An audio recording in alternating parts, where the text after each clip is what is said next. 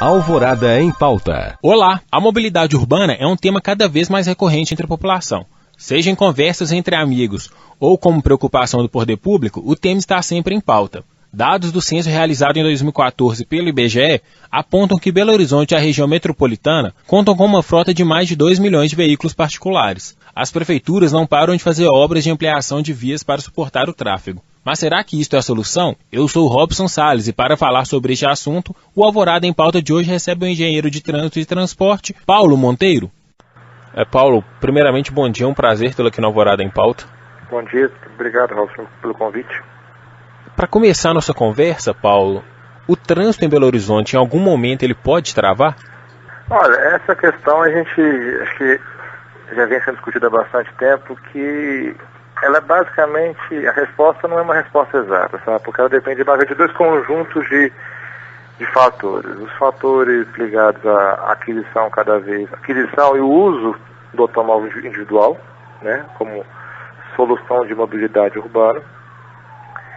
E, além disso, por outro lado, você tem a questão financeira, que é sustentar combustível, veículo, imposto, IPVA, manutenção do veículo durante muito tempo. Então, em tempos de crise, isso pode contribuir para que o cenário não seja tão catastrófico em termos de mobilidade urbana, mas o que a gente tem observado é que a frota tem crescido assustadoramente nos últimos anos, né? Embora a curva de crescimento tenha diminuído, mas tem se vendido carro, ou seja, a fábrica continua colocando carro na rua e o espaço físico continua sendo o mesmo, né? Então, não precisa ser um gênio da matemática, nem da engenharia, para saber que se você continua demandando fisicamente mais o espaço, e se o espaço não cresce, uma hora o negócio pode travar. Então, o que é importante saber é o seguinte: mas cada um pode ter o seu carro. Poder ter o carro é um direito de cada um. Só que se todo mundo que tem um carro botar o carro na rua, ninguém sai de casa. Então, a solução não passa pela solução individual. Assim,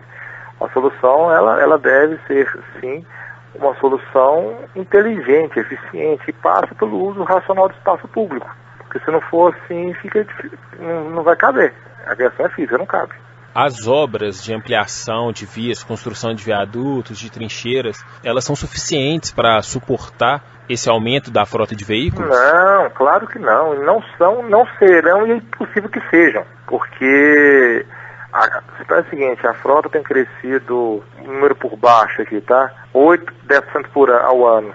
Você não cresce, mas era não é proporção, é impossível. Daqui a pouco, se for assim, você tem que demolir quarteirões e quarteirões e quarteirões até o ponto que só fica rua, não tem mais casa. Entendeu? Então é um objetivo que não se deve esperar. O que deve ser feito aí que planejamento é fazer intervenções cirúrgicas específicas, planejadas, que melhorem o desempenho global.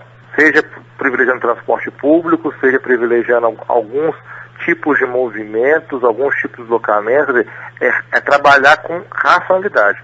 Porque o que acontece? O automóvel, ele tem uma característica, gente, por ele ser muito flexível, em termos de caminho, de itinerário e tudo.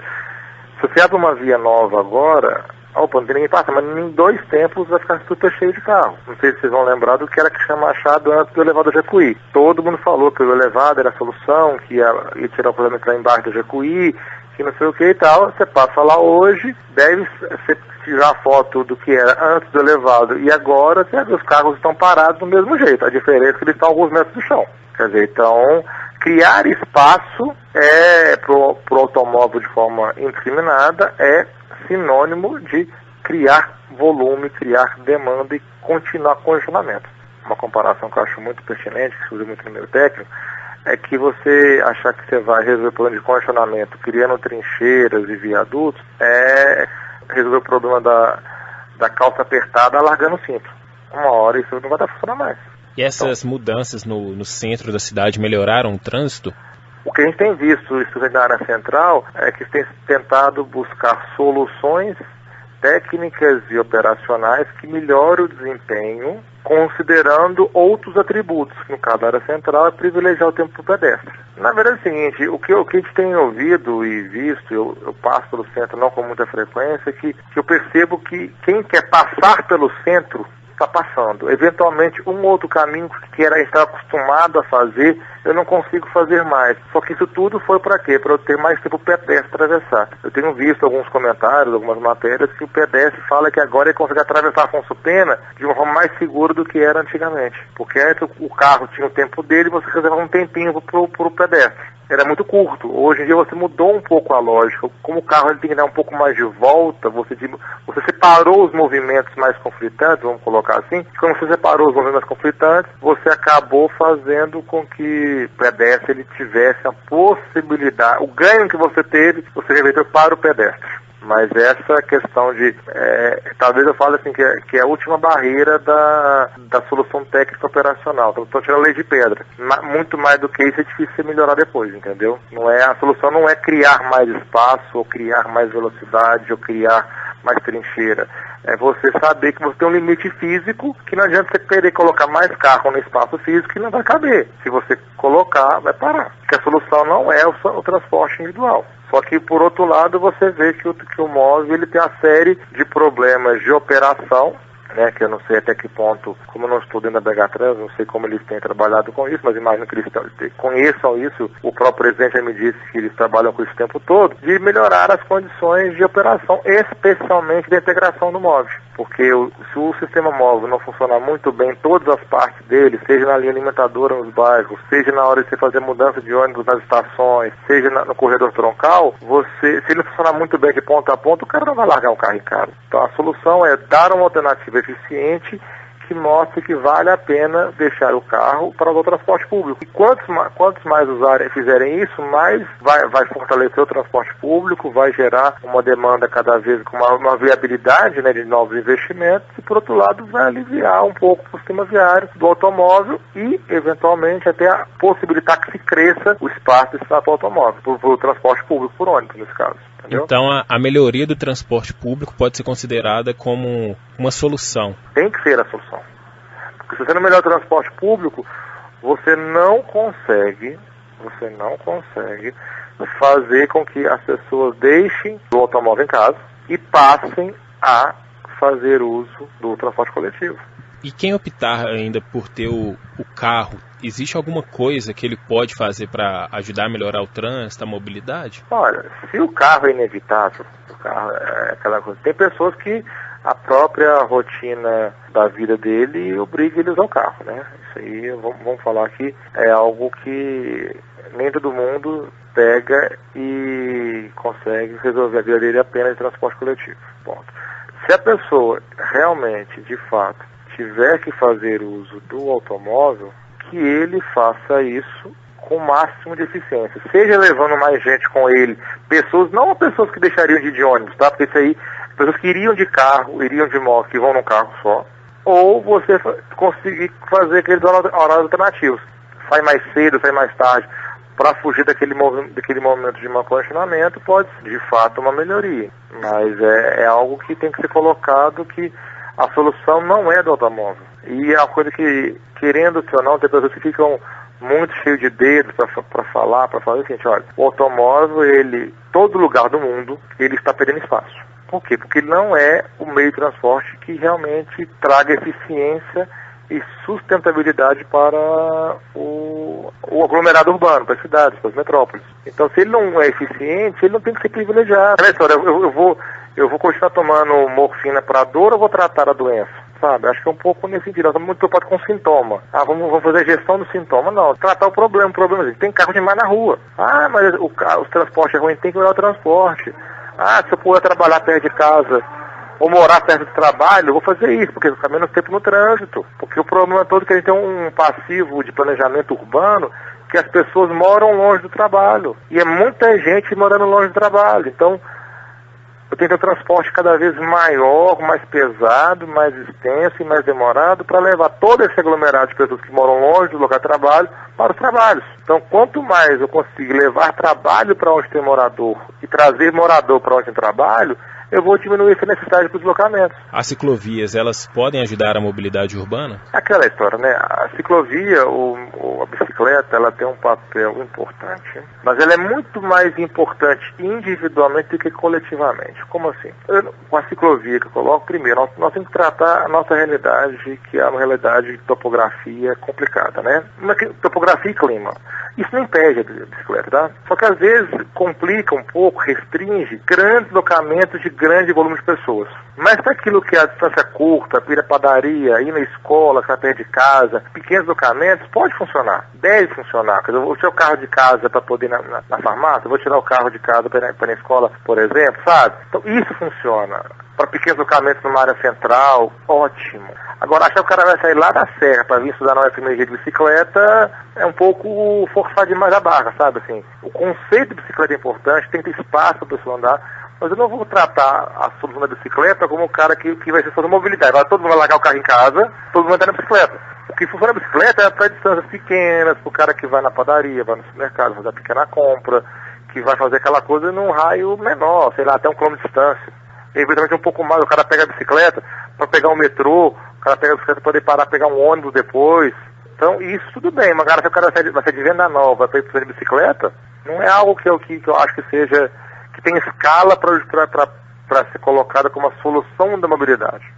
Agora, que ela deve ganhar espaço para usos mais específicos, e quando eu digo específico, eu não estou dizendo menos importantes. Estou falando que ela tem uma abrangência que é muito diferente. Quer dizer, dentro da área da contorno, que tem diferença de nível, tem, mas não é tão gritante como já tem alguns corredores, andando no caso, que chama Machada, é muito mal para você vencer. Então isso pode variar, sim, a condição de mobilidade, mas por outro lado, é algo que você tem que ter em mente de que, olha, é bom, é importante, para quem usa é fundamental, melhora a saúde, condicionamento e tudo, mas não é aquilo que vai tirar o condicionamento no caso, por exemplo, ou da Amazonas ou da nossa do carro.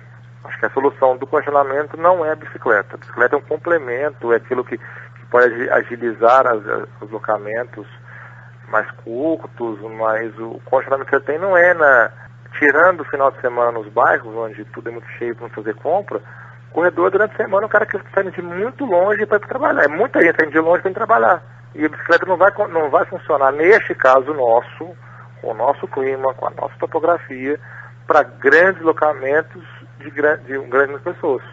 E o revezamento de veículos, como ocorre em São Paulo, aqui pode funcionar, Paulo? Olha, a questão do rodízio é uma questão que já está chegando à conclusão de que ele tem uma eficiência muito pequena. Da seguinte forma, você restringe cada dia 20% da frota e o seu tráfego cai entre 8% e 10% de volume. Então você não tem aquela coisa, até porque o que muitos fazem, compram um terceiro carro e usam o terceiro carro para poder compensar no dia em que o rodízio impede de andar com o carro principal, entendeu? Então isso às vezes pode prejudicar muito mais a pessoa que não tem a opção de comprar um segundo carro, as pessoas menos abastadas, vamos dizer assim, e quem tem condição de comprar um terceiro carro, compra o terceiro carro, encosta ele lá e está com o dinheiro dele assegurado todo o tempo. Se for para adotar alguma medida mais restritiva, eu acho o pedágio urbano muito mais justo. Só que ele talvez seja um pouco mais difícil de você fazer a gestão dele. Porque ele consiste em você controlar todas as entradas e saídas de uma área, seja ela qual for, e ao entrar você paga pelo uso da via naquela condição. Então é uma implementação que ela não é tão simples quanto seria do pedágio urbano, que basta que você faça alguns pontos de checagem na área central e se o carro entrou, ele é punido. Se o cara está certo, não tem problema nenhum. Entendeu? Mas é uma lógica de você, eu vou cobrar pelo uso de onde a demanda é maior. Que tem muita lógica, né? Se eu tenho que ir na área central, se todo mundo quer ir para lá, se eu quiser ir para lá mesmo, eu vou ter que pagar, porque todo mundo está querendo ir para lá. Agora, não adianta você falar em uma taxação qualquer que seja, se você não associar ela a uma alternativa. Tudo bem, olha, eu não vou ir de carro, mas eu posso ir de ônibus, eu consigo chegar lá de ônibus. Como é que eu faço para não ir de carro para lá? Tem alternativa? Porque proibir por proibir não tem resolvido, né? Infelizmente a solução não é essa. Tem que realmente, de fato, criar uma alternativa para que se consiga melhorar as condições de mobilidade como um todo, e não apenas sair proibindo, sem trazer a melhoria para que a pessoa tenha uma alternativa e escolha a alternativa mais inteligente para a sociedade. Em algumas cidades do mundo, existe esse projeto de carros fora do centro, e quem quiser entrar no hipercentro das cidades de carro com um veículo particular tem que pagar um pedágio. Isso aqui Sim. Funcionaria? Eu acabei de falar agora do pedágio urbano, né? Quer dizer, então, qualquer projeto na área de mobilidade, ele tem que ser muito bem planejado, muito bem detalhado e muito bem implementado. Se você faz da forma correta, se você cria o cara pode vir de carro, parar o carro num grande estacionamento na entrada, tem um ônibus que entra para a área central. Ok. Só que é uma coisa que nós temos trabalhado pouco, a cultura nossa, ela não tem trabalho, que é a questão da integração automóvel-ônibus troncal. Quando eu falo troncal, um BRT, por exemplo. O que acontece? Eu pego o meu carro, eu moro num lugar mais afastado, pego o meu carro, vou até algum ponto onde passa o BRT, paro o meu carro numa estação, deixo o meu carro lá por um valor que seja compatível, pego um ônibus e vou para o centro de ônibus e volto. Pego meu carro e vou para casa. Só que, na verdade, eu não posso cobrar no estacionamento o valor que é o valor horário. A cada hora R$10. Ninguém ia fazer um negócio desse. Quer dizer, você tem que ter um preço que valha para o cara não levar o carro dele para o centro. É quase um estudo muito mais mercadológico do que um estudo financeiro. Quanto vale o estacionamento na área central? Vale R$10. Então eu vou cobrar R$10 e o cara parar o carro. O cara não vai parar os R$10. Tem que ser um valor que ele perceba que ele está pagando pela comodidade de pegar o troncal num lugar rápido para ele. Que ele não vai ficar na casa dele, lá no bairro, esperando o ônibus passar, debaixo do sol, pega o carro dele, vai, para o carro dele em algum ponto do meu eixo troncal, com segurança, ele vai parar o carro dele lá, vai pegar o ônibus, e ele vai ter o benefício de pegar um ônibus rápido, e a cidade vai ter o benefício de ter menos carro entrando na rua, na área central. A lógica é diferente. Então, se eu faço isso, se eu organizo a cidade para funcionar dessa forma, a chance que eu tenho é de ter muito mais adesões do que da forma que é hoje. O cara, não, pode ir de BRT, eu tenho que pegar para da minha casa, eu tenho que andar tantos quarteirões para pegar ônibus, ou esperar o ônibus do sol, ou debaixo de chuva, o ônibus demora a passar. Então, se eu posso pagar, eu vou pagar. Ponto, eu vou pagar para ir de carro. Porque ele não tem nenhuma alternativa que consiga compensá-lo, o que faça valer a pena ir de ônibus e não ir de carro. Os estacionamentos nas vias, eles atrapalham o trânsito? Olha, o estacionamento nas vias é uma coisa que a gente tem que olhar com a seguinte lógica. Olha, se eu vou tirar o carro do estacionamento, essa discussão ela veio muito quando foi discutir a questão dos subterrâneos na área central, né? Eu vou tirar o automóvel parado. O que eu vou fazer com isso? Eu vou usar para mais carros passarem, eu vou aumentar a capacidade da via, consequentemente eu vou facilitar que os carros circulem por lá e consequentemente eu vou atrair mais carros. Eu vou usar aquele espaço para dar pedestre, para eles poderem andar. Eu vou usar aquele espaço para a bicicleta poder circular. O que eu vou fazer com esse espaço? Primeira questão. Então, respondendo a primeira questão, eu acho que o espaço não pode ser usado para aumentar no problema. Porque se aumenta o problema, vai vir mais carro, daqui a pouco eu vou fazer o quê? Vou tirar o prédio, vou tirar o passeio, vou parar mais carro. Em algum momento isso tem que ser equacionado. E acho que está passando na hora de fazer isso. E segundo, ao criar vagas subterrâneas, ou qualquer vagas, eu vou criar mais vagas do que eu tenho hoje na superfície. Se eu fizer isso, eu vou chamar mais carro para a área central. Porque eu estou querendo mais facilidade para o cara parar o carro.